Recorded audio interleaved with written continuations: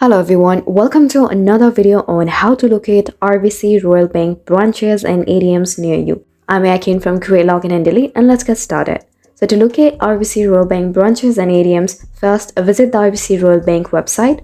Go to the official RBC Royal Bank website at www.rbcroyalbank.com.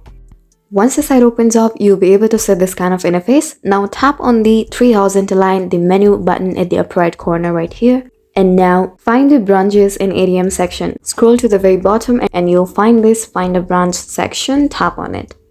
Now next, once you're in the branches and ATM section, you may need to provide your location information. This can be done by entering your address, postal code, city, or selecting your location. If you specifically want to search for ATM, then you can go ahead and tap on ATM right here and enter your location. So right here, I'm going to type down Ontario for a sec and simply search for it. And there you go. Now here you'll be able to find all the ATMs and branches near you. Once you have identified the RBC Royal Bank branch or ATM that suits your need, note down the address, operating hours, and other relevant details. And now you can use this information to plan your visit or contact the branch directly if needed.